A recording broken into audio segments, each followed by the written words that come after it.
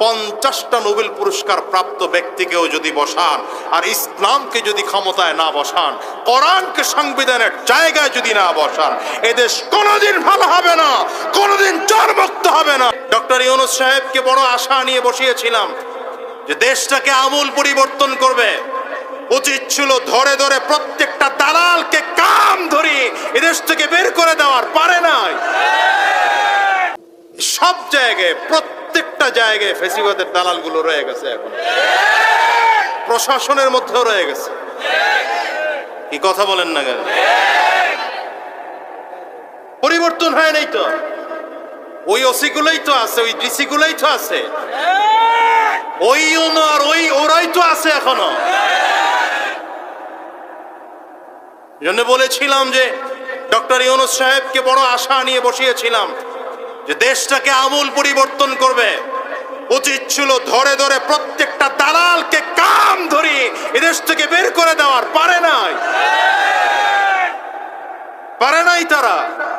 এই জন্য আমার আগেরও কথা, এখনো কথা বলি, আমরা হুজুররা চিল্লাই এই জায়গাটাই, এদেশে নোবেল পুরস্কার প্রাপ্ত একবার না 50টা নোবেল পুরস্কার প্রাপ্ত ব্যক্তিকেও যদি বসান আর ইসলামকে যদি ক্ষমতায় না বসান, কোরআনকে সংবিধানের জায়গায় যদি না বসান, এদেশ কোনোদিন ভালো হবে না, কোনোদিন চরমুক্ত হবে না। এজন্য কোরআনকে ক্ষমতায় বসাতে হবে ইনশাআল্লাহ। সুযোগ বারবার আসে না। এই মুসলমান, কুমিল্লার মুসলমান, সুযোগ বারবার আসে না। এবার সুযোগ এসেছে, উলামায়ে কেরাম হকের পথে চলতেছেন, হাতে হাত মিলাতে শুরু করেছেন, কাঁধে কাঁধ মিলাতে শুরু করেছেন। স্বৈরাচারকে বাংলাদেশ থেকে চিরজীবনের জন্য বিদায় করার জন্য আগামীতে গোটা মুসলিম জাতিকে ঐক্যবদ্ধ হতে হবে। আগামীর বাংলাদেশ ইসলামের হবে, কোরআনের হবে, উলামায়ে কেরামদের হবে। প্রয়োজনে রক্ত দেব, প্রয়োজনে জীবন দেব। কারা কারা তৈয়ার আছো? দুই হাত উঁচা করে দেখাও।